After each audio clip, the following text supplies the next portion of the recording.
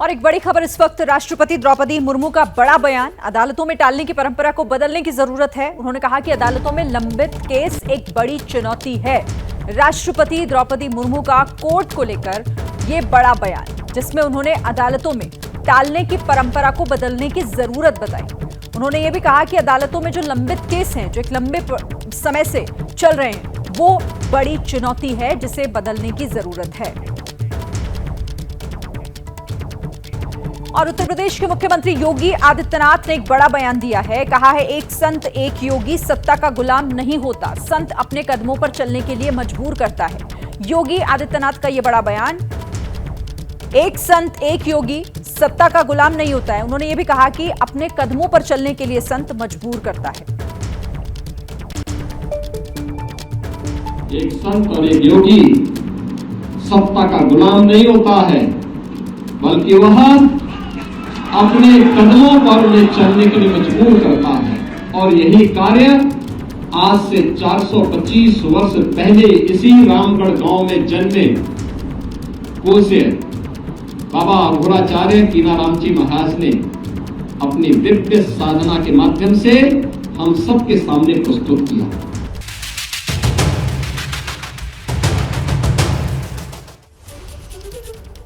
सैलाबी सितंबर, south में तबाही का टेरर। बारिश की तेज रफ्तार दक्षिण भारत के आंध्र प्रदेश और तेलंगाना में बड़ी मुसीबत लेकर आई है। तेलंगाना के खम्मम से आंध्र प्रदेश के विजयवाड़ा तक बारिश के अटैक के बाद अब बाढ़ जैसे हालात बन गए हैं। सैलाब का पानी जिस तरह से रास्ते से गुजरा, वहां तबाही के निशान छोड़ गया है।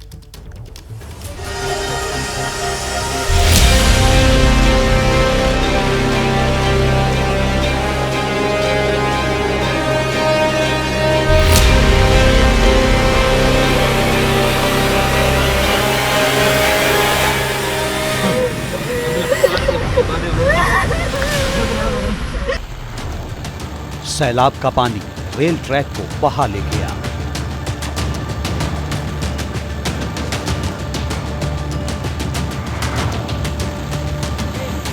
रास्ते डूबे, गाड़ियां डूबी और शहर पानी पानी हो गया। आंध्र प्रदेश और तेलंगाना में पिछले 2 दिन से हो रही बारिश ने जनजीवन अस्त व्यस्त कर दिया है। आंध्र प्रदेश के विजयवाड़ा में तेज बारिश ने शहर का बड़ा हिस्सा सैलाब के पानी में डूब गया। सड़कों पर खड़ी गाड़ियां डूब गईं, रास्तों पर कमर तक पानी भर गया। आंध्र प्रदेश में भारी बारिश और लैंडस्लाइड से अब तक 5 लोगों की मौत की खबर है। आंध्र प्रदेश में विजयवाड़ा के साथ गुंटूर में भी हालत बिगड़ने की खबर है, जिसको लेकर प्रशासन अलर्ट मोड में है। खुद सीएम चंद्रबाबू नायडू ने एक मीटिंग बुलाकर अधिकारियों को हर मुमकिन कदम उठाने के लिए कहा है। भारी बारिश से आंध्र प्रदेश के कृष्णा और गुंटूर जिलों के निचले इलाके जलमग्न हो गए हैं। रास्ते पानी से लबालब हैं, तो मकानों के अंदर बारिश का पानी जमा हो गया है, जिससे आम लोगों की मुसीबत बढ़ गई है। सरकार के मंत्री जमीन पर उतरकर हालात का जायजा ले रहे हैं। आंध्र प्रदेश सरकार के मंत्री नारा लोकेश ने बाढ़ प्रभावित मंगलागिरी विधानसभा क्षेत्र का जायजा लिया। We are ready for it and we have taken all the necessary precautions and we will ensure that this will not happen again. Andhra Pradesh के पड़ोसी राज्य तेलंगाना में भी बारिश की भारी मार पड़ी है। तेलंगाना के केसमुद्रम और महबूबाबाद के बीच रेल की पटरी बह गई। तस्वीरों में ट्रैक के आर-पार बारिश का पानी बहता दिख रहा है। भारी बारिश की वजह से ट्रेन ट्रैक को भी काफी ज्यादा नुकसान हुआ है, जिसकी वजह से आंध्र प्रदेश और तेलंगाना जाने वाली 6 ट्रेनों को कैंसिल किया गया है। वहीं 9 ट्रेन को डाइवर्ट किया गया है। भारी बारिश से हालात कितने बिगड़ चुके हैं, इन तस्वीरों से समझिए। जब राज्य के डिप्टी सीएम मल्लू भट्टी विक्रमार्क खम्मम जिले में हालात का जायजा लेने पहुंचे, तो मौके पर मौजूद महिला के आंसू छलक पड़े।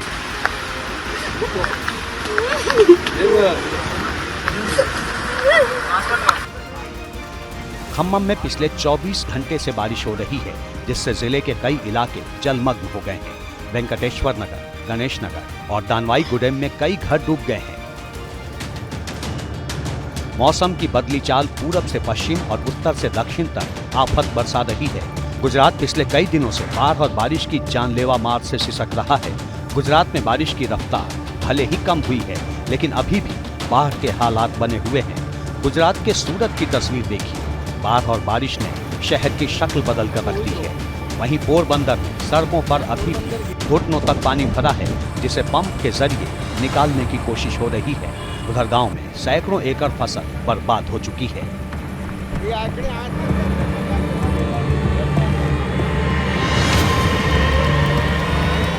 और अब बात महाराष्ट्र में छत्रपति शिवाजी महाराज के नाम जूता मार संग्राम की। सिंधुदुर्ग में छत्रपति शिवाजी की प्रतिमा गिरने पर महाराष्ट्र की सियासत में तपिश बढ़ी हुई है। आज विपक्षी गठबंधन महाविकास अघाड़ी के नेताओं ने मुंबई में जूता मार आंदोलन किया। इस दौरान उद्धव ठाकरे समेत गठबंधन के कई बड़े नेताओं ने मुख्यमंत्री एकनाथ शिंदे और दोनों डिप्टी सीएम के फोटो पर जूते मारे, जिस पर आर पार का सियासी संग्राम छिड़ गया है।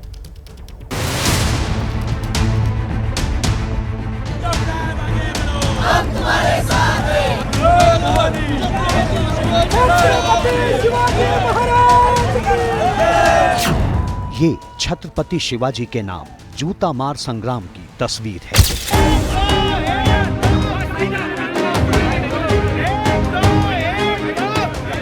जय शिवाजी जय भवानी की हुंकार के साथ महाविकास अघाड़ी के नेता उद्धव ठाकरे, शरद पवार, नाना पटोले और गठबंधन के कार्यकर्ताओं ने मुंबई के हुतात्मा चौक से गेटवे ऑफ इंडिया तक मार्च निकाला।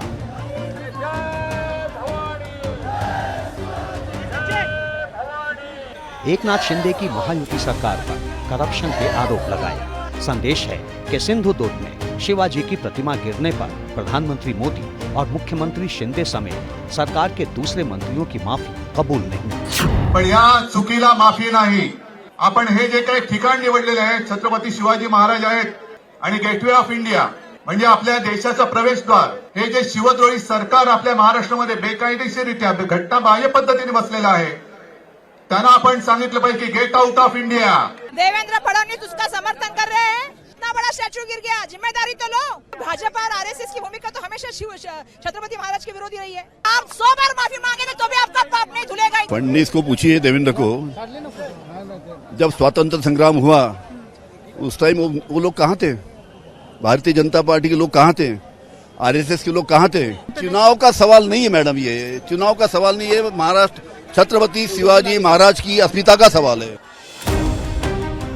महाराष्ट्र में विपक्ष ने सिंधुदुर्ग की घटना को मराठी अस्मिता का मुद्दा बना दिया है और अब प्रतिमा गिरने के बहाने राज्य की एकनाथ शिंदे सरकार से लेकर केंद्र की मोदी सरकार तक को घेरने में जुटा है। इधर विपक्ष के जूता मार आंदोलन ने बीजेपी का पारा चढ़ा दिया है। विपक्ष के आंदोलन के विरोध में बीजेपी कार्यकर्ताओं ने राज्य भर में जोरदार प्रदर्शन किया।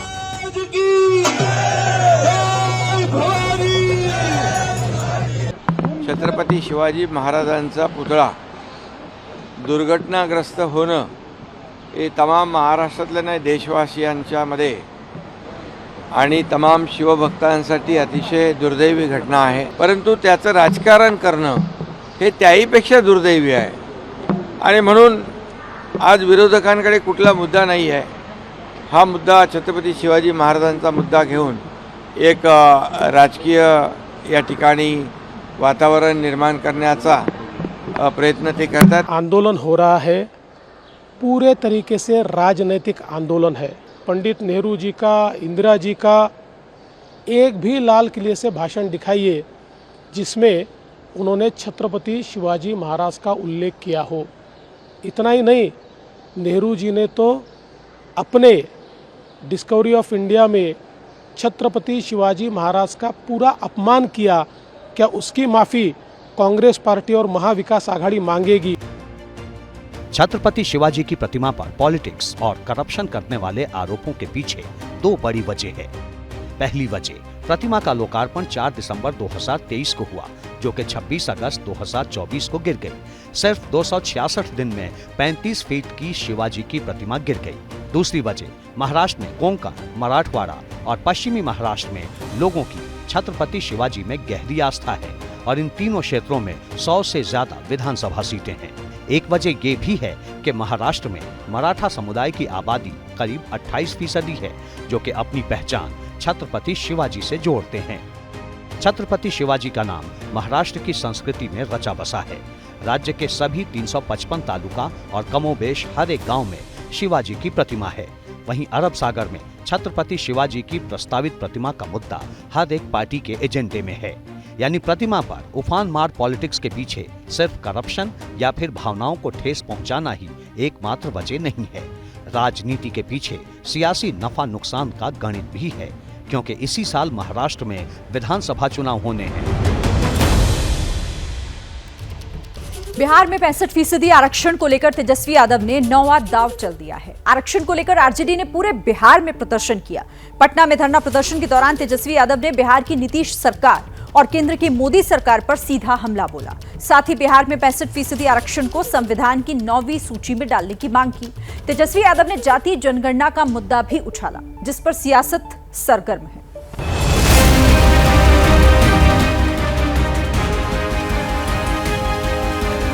जाति आधारित गणना करा रहे थे, आरक्षण बढ़ा रहे थे, सारा काम कर रहे थे, लेकिन वो पलट गए। जब जाति आधारित गणना हम लोग कराए तो भाजपा वाला सब कोर्ट चला गया। हम लोग सुप्रीम कोर्ट जाकर के जीत के आए। ये आरक्षण देखो फिर भाजपा वाला खत्म करवाएगा। हम आपके लिए लड़ाई लड़ रहे हैं, ये आरक्षण विरोधी है। जाति जनगणना और आरक्षण के मुद्दे पर तेजस्वी यादव बिहार की नीतीश सरकार और केंद्र की मोदी सरकार को एक साथ ललकार रहे हैं, या कहिए एक बार फिर आरक्षण के नाम पर सियासी संग्राम बिगुल फूंक दिया है। अगर नीतीश कुमार जी में हिम्मत, क्या प्रेस कॉन्फ्रेंस बुला करके या जनता से संवाद करके वो मोदी जी को कहेंगे कि अनुसूची 9 में डालो बिहार का आरक्षण। आरक्षण के मुद्दे पर लालू यादव की लालटेन वाली पार्टी ने पूरे प्रदेश में धरना प्रदर्शन किया है, तो तेजस्वी यादव ने राजधानी पटना में आरक्षण की आवाज बुलंद की मांग की है। पूछना कि वो लोग चाहते हैं कि नहीं चाहते हैं कि इस आरक्षण को 9वीं अनुसूची में डाला जाए या ना डाला जाए, हाँ या ना। बिहार में जेडीयू आरजेडी सरकार में बढ़ाया गया आरक्षण कोटा, जो कि 65% होता है, उसे संविधान की 9वीं अनुसूची में डाला जाए ताकि आरक्षण सीमा को कोर्ट में चुनौती न दी जा सके। देश भर में जातिगत जनगणना कराई जाए। दरअसल 21 नवंबर 2023 को तत्कालीन जेडीयू आरजेडी सरकार ने एक प्रस्ताव पारित कर बिहार में आरक्षण की कुल आरक्षण सीमा को बढ़ाकर 65% तक कर दिया था, जिस पर 24 जून 2024 को पटना हाई कोर्ट ने रोक लगा दी, जिस पर आरजेडी नीतीश कुमार की एनडीए सरकार को घेरने में जुटी है। जातिवाद तो भारतीय जनता पार्टी के रग रग में कुट-कुट के भाषा भरा हुआ है। आप तो नफरती जमात के लोग हो, मुट्ठी भर लोग इस देश को नचा रहे हो। जातिवाद आप कर रहे हो। कैबिनेट में देख लो कितने मंत्री हैं जी, सेक्रेटरी कितने हैं जी, कौन जातिवाद कर रहा है जी? जातिवाद तो भाजपा के डीएनए में है।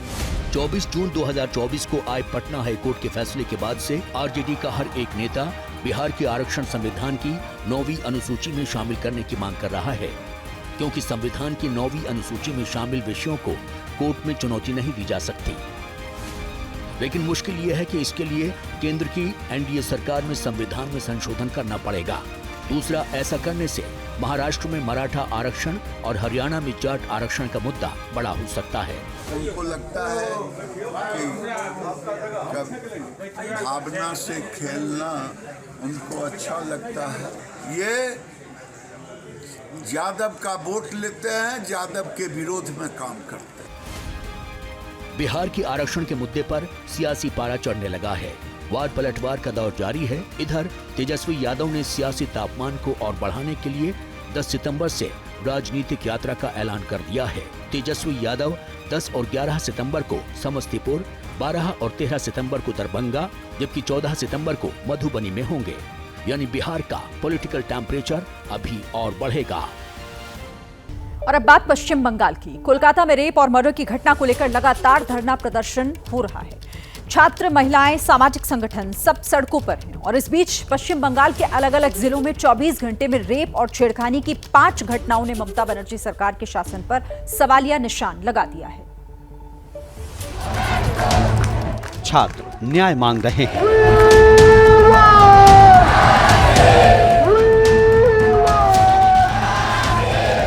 लोग प्रदर्शन कर रहे हैं।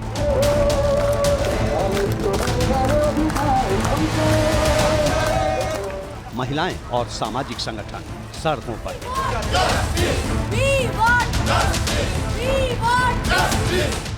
लेकिन कोलकाता कांड के 23 दिन बाद भी न तो कोई बड़ा खुलासा हुआ है और न ही कोई दूसरी गिरफ्तारी।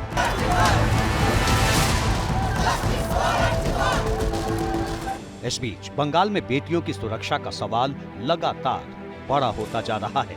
आरजीकर मेडिकल कॉलेज में रेप और मर्डर की घटना को लेकर जारी विरोध प्रदर्शन के बीच बीते 24 घंटों में बंगाल में रेप और छेड़खानी के 5 बड़े मामले सामने आए हैं। पहला मामला नादिया के कृष्णगंज का है, जहां घर लौट रही नाबालिग लड़की से उसके पड़ोसी ने दुष्कर्म किया। दूसरी घटना उत्तर 24 परगना के मध्यम ग्राम की है। यहाँ भी नाबालिग से छेड़छाड़ का मामला सामने आया। इससे गुस्साए लोगों ने आरोपी के घर में घुसकर जमकर तोड़फोड़ की। तीसरा मामला बीरभूम के इलम बाजार का है। रात में वहां ड्यूटी पर तैनात नर्स के साथ छेड़छाड़ की घटना घटी। हावड़ा के जिला अस्पताल में नाबालिग के यौन शोषण का मामला भी सामने आया है। उधर कूच बिहार में टीएमसी कार्यकर्ता पर ही नाबालिग से छेड़छाड़ का आरोप लगा है। तो यहाँ पे आज 5 साल से लेके 95 साल 5 से लेके 95 तक जो महिला है, बुजुर्ग है, भाई है, सब लोग अब आक्रोश है सरकार के ऊपर, क्योंकि यहाँ पे कोई सुरक्षित नहीं है। अब सवाल है, क्या बंगाल में बेटियां सेफ नहीं हैं? क्या पश्चिम बंगाल सरकार कानून व्यवस्था के मोर्चे पर फेल हो चुकी है? क्योंकि टीएमसी सरकार कानून व्यवस्था संभालने और कानून का राज कायम करने के बजाय खुद धरना प्रदर्शन के रास्ते पर है। रेप और मर्डर केस में उठ रहे सवालों के बीच टीएमसी की ओर से महिला कार्ड खेला जा रहा है। दावा है कि ममता बनर्जी के महिला होने की वजह से ही बीजेपी उनसे इस्तीफा मांग रही है। महिलाओं के ऊपर जो अत्याचार हुआ है, तो जो बीजेपी की महिला नेत्री बोल रही है, वो कहाँ थी जब मणिपुर में हुए? वो कहाँ थी जब बदलापुर में हुआ, जब बिहार में हुआ, जब राजस्थान में हुआ? तब क्या वो लोग महिला नहीं थे?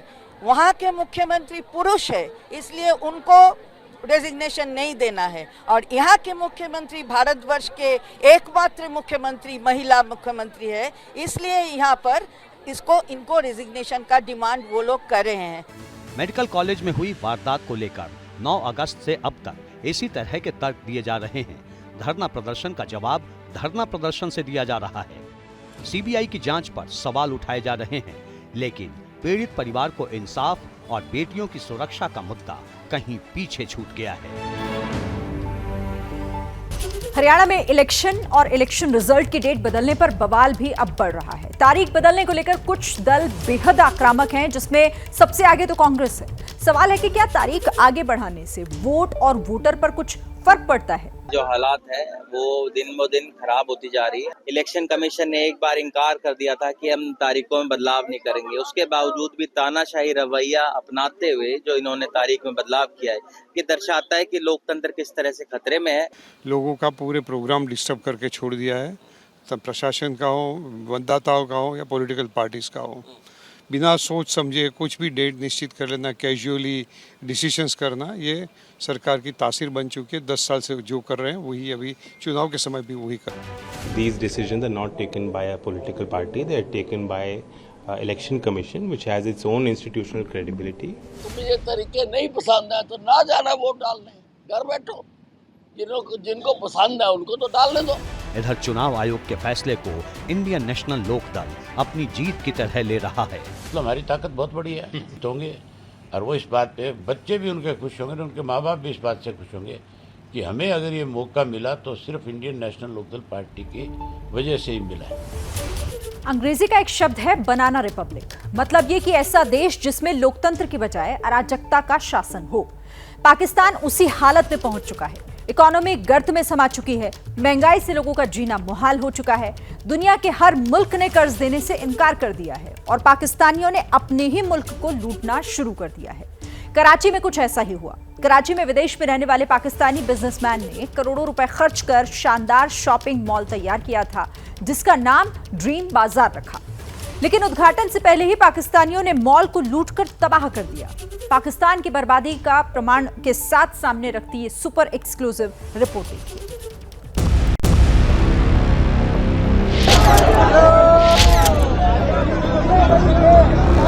ये कोई चेक वाला कोट निकाल ले।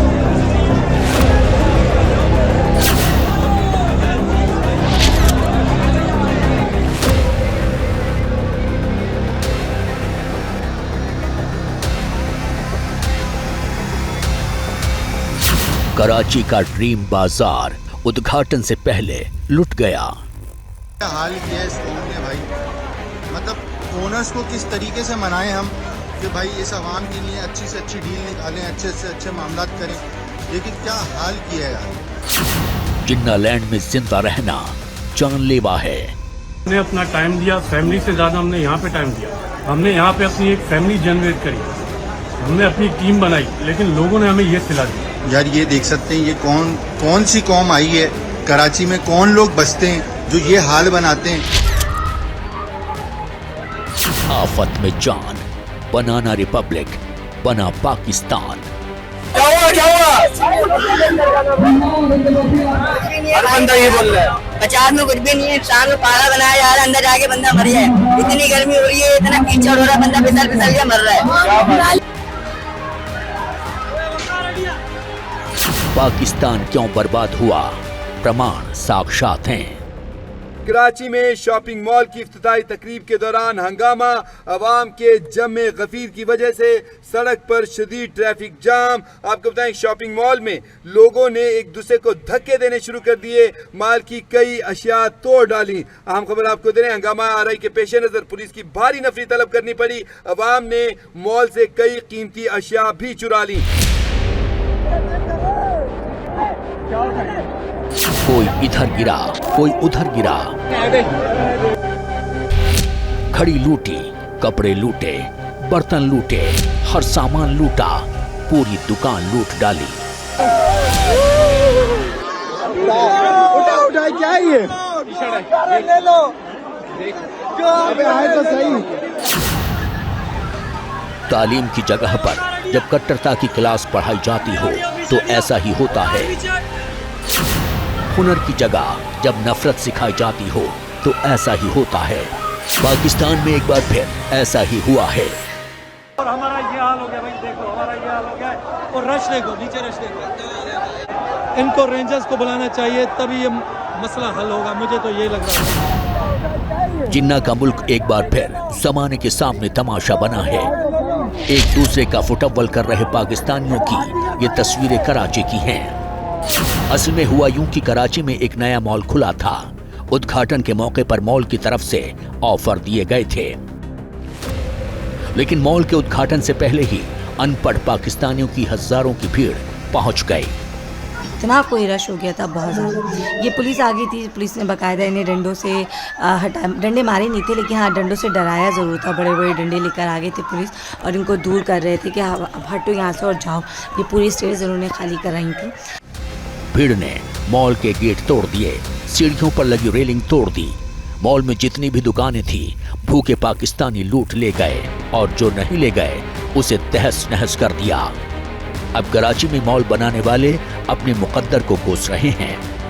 चीजें कैसे ठीक होंगी जब तक लोग नहीं समझेंगे। वो पता नहीं कौन सी कौम है जो नारेबाजियां हर किस्म की कर रही है, कहां से आए। पाकिस्तान में यही होता था, होता है और होता रहेगा, क्योंकि दुनिया भले ही 21वीं सदी में दौड़ रही है, लेकिन जिन्ना का मुल्क अभी भी 47 से 47 साल पीछे है। यही वजह है कि पाकिस्तानी खुद के पाकिस्तानी होने पर आंसू बहा रहे हैं। और मैं हैरान हूँ इस कौम के ऊपर कि मुझे अब समझ आई है कि ये कौम कभी इनकलाब क्यों नहीं लेके आ सकती, क्योंकि ये ज़हनी तौर पे इतने ज़्यादा मफलूज है। कराची वालों से वैसे ये उम्मीद मुझे नहीं थी, और अच्छा हुआ कि ये लोग जो है वो किसी इनकलाबी कोई रैली या कोई कैंपेन का हिस्सा नहीं बने, वरना इन लोगों ने जलील करवा देना था। पाकिस्तानी भी अजीब कौम है और सियासतदान तो उससे भी गुजरे हुए हैं, इसलिए पाकिस्तान को जलील होने की परमानेंट आदत है। लेकिन कराची के मॉल को जिस तरह उद्घाटन से पहले ही लूट लिया गया, उसने पाकिस्तान के पैबंद को तार तार कर दिया है। ये उनको ये समझ नहीं आती कि अगर कहीं जगह पे माल खुल रहा है, इज्जत मिल रही है, चीज़ें परचेज करनी पड़ेंगी, तो 2, 4, 5 बंदों की वजह से इस टाइम पूरे माल पे, पूरे कराची में परेशानियां बढ़ गई। अब बच्चों का भी नुकसान हुआ, लड़कियों का भी नुकसान हुआ। मतलब ओपनिंग तो उनकी होने देते ना, उनकी ओपनिंग भी नहीं हुई और सारा कुछ इन्होंने मतलब सारा उनका काम खराब कर दिया। मैं सारी आवाम के लिए तो नहीं कुछ कह सकती, लेकिन चोरियां इसलिए कर रहे हैं क्योंकि उनके पास खाने को कुछ नहीं है, महंगाई इतनी कर दी हुई है, तो चोरी नहीं करेगा तो उसके तो बच्चे कैसे पलेंगे, तो इसीलिए चोरियों तक पर आ गए। रोना, गिड़गिड़ाना, हुक्मरानों को कोसना और महंगाई के नाम पर आंसू बहाना पड़ोस के आतंकी मुल्क का ये परमानेंट मुकद्दर बन चुका है। लेकिन जिन्ना के मुल्क में भूख कैसे जानलेवा हो चुकी है, जानना चाहते हैं तो कराची का हाल खुद देखिए। 9 बच्चों के साथ में आग लगा दी। नहीं, ये बच्चों को आपने लिखा हो कि बेच रहे हैं, क्यों? क्या जब खाने को कुछ ना हो, पीने को कुछ ना हो, बच्चे मुझसे मांगे बाबा खिलाओ, तो मैं कहाँ से लाऊं? मैं नौकरी करूं, भीख मांग रहा हूँ, भीख मांगने पे कोई नहीं दे रहा मुझे। तो इन बेटियों के बारे में लाए कि इनको बेचेंगे आप? सब बच्चों को बेचो, 9 के 9 बच्चे बेचो, इसलिए कि आपके पास खाने पीने का कुछ नहीं है। बम बारूद की खेती करने वाले पाकिस्तान की ये हालत हो चुकी है। मुफलिसी और महंगाई से पड़ोस के मुल्क की आधी से ज्यादा आबादी को एक वक्त की रोटी मयस्सर नहीं है। इस मुल्क के हालातों से तंग आकर पहली बात तो ये है कि यहाँ कोई रहना नहीं चाह रहा है, लोग बाहर निकल रहे हैं।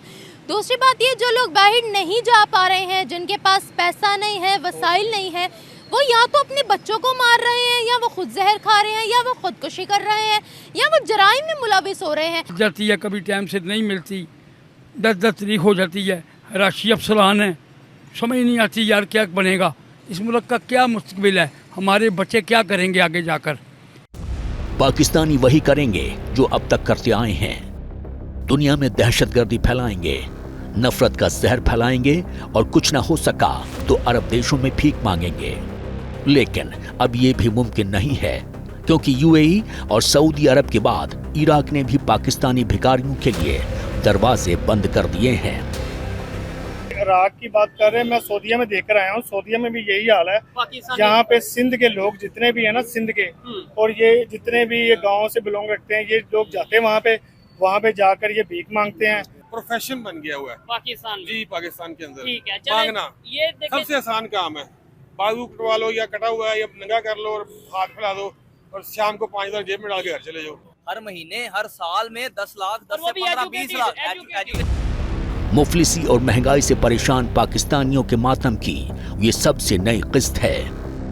आप दुरुस्त समझे हैं, पाकिस्तान की थाली से नून तेल पहले ही गायब था, अब जिन्ना के मुल्क में जिंदा रहना मुकद्दर हो गया है।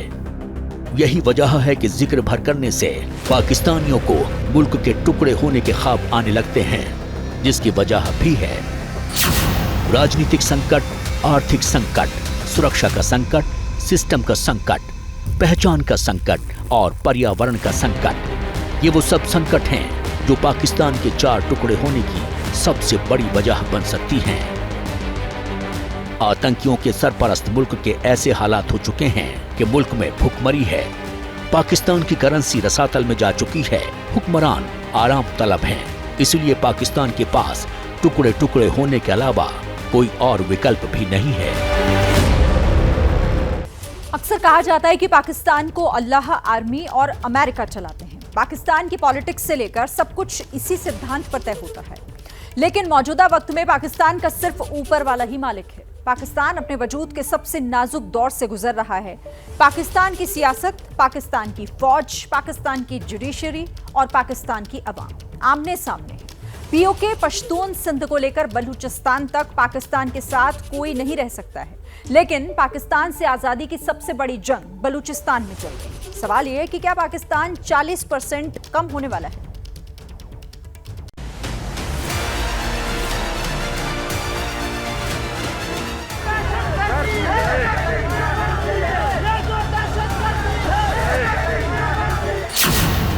क्या पाकिस्तान में 1971 रिपीट होने वाला है?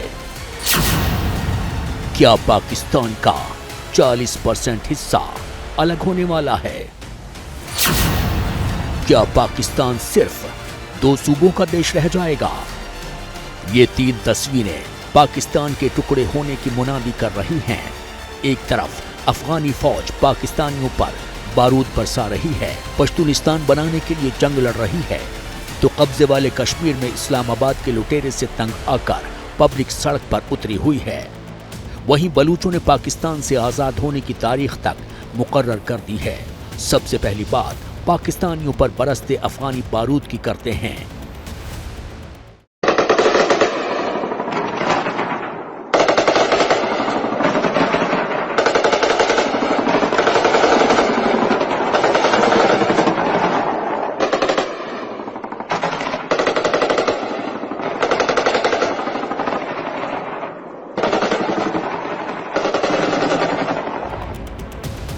धमाकों के शोर से गूंजती घाटी और जान की खैरियत मांगते पाकिस्तान के फौजी।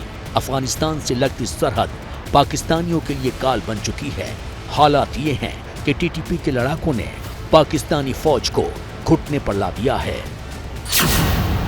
28 अगस्त को डेरा इस्माइल खां से टीटीपी ने पाकिस्तानी सेना के एक अफसर और उसके 3 रिश्तेदारों को अगवा कर लिया था, जिसकी एवज में पाकिस्तान की फौज को 6 टीटीपी आतंकियों को छोड़ना पड़ा। साथ ही 10 करोड़ पाकिस्तानी रुपए भी फिरौती में देने पड़े। तहरीक तालिबान की बंदूकों के साए में जान की खैर मनाते ये पाकिस्तानी फौज के वही अफसर हैं जिनके बदले पाकिस्तानी फौज को घुटने टेकने पड़े हैं। यही वजह है कि पाकिस्तानी फौज खैबर पख्तूनख्वा में पैर रखने से भी खौफ खा रही है। वैसे टीटीपी है क्या, ये भी जानिए। टीटीपी का पूरा नाम तहरीक तालिबान है। 2007 में टीटीपी को पाकिस्तान ने ही बनाया। पिछले 19 साल में टीटीपी सैकड़ों हमले कर चुका है। 2016 में पेशावर के आर्मी स्कूल पर हमला टीटीपी ने ही किया था। इस हमले में 200 से ज्यादा बच्चे मारे गए थे।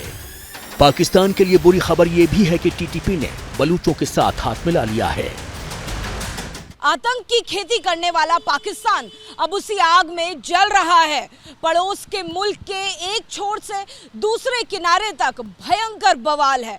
माना तो यहां तक जा रहा है कि पाकिस्तान का 40% हिस्सा जल्द अलग हो सकता है, लेकिन ये 40% हिस्सा कौन सा है?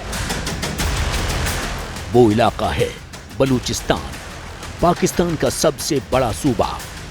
वही बलूचिस्तान जिसके जर्रे जर्रे पर पाकिस्तान के जुल्मों की दास्तानें चस्पा हैं, जहां 5 दिन पहले बलूचों ने पाकिस्तानी फौज को उसकी हैसियत बताई थी। बलूचिस्तान पाकिस्तान के दक्षिण पश्चिम में पड़ता है। बलूचिस्तान की सीमा ईरान और अफगानिस्तान से लगती है। एरिया के लिहाज से बलूचिस्तान सबसे बड़ा प्रांत है। करीब 3.5 लाख वर्ग किलोमीटर है क्षेत्रफल। आबादी लगभग 1 करोड़ 30 लाख के आसपास। लेकिन सबसे खास बात यह है कि पाकिस्तान की 40% से ज्यादा जमीन बलूचिस्तान में है और यही 40% जमीन पाकिस्तान के जालिम जनरलों की करतूतों से लाल होती रही है। जब जहां जिसे घर से उठा दिया, जब चाहा जिसे मार दिया। 7.5 दशक से बलूचिस्तान की धरा पाकिस्तान के डरपोक फौजियों की बंदूकों और बूटों की ठोकरों से करहाती रही है। इसीलिए बलूचिस्तान के पाकिस्तान से अलग होने की मनाही होने लगी है। मजे की बात यह है कि पाकिस्तानियों को भी पता है। मोहब्बत गोलियों से बू रहे हो, वतन का चेहरा खून से धो रहे हो, गुमा तुमको कि रास्ता कट रहा है, यकीन मुझे है कि मंजिल खो रहे हो। तो ये मतलब हम मंजिल खोने की रवा दवा है ना। आज वजीरिस्तान में भी जो है वो धमाका हुआ है।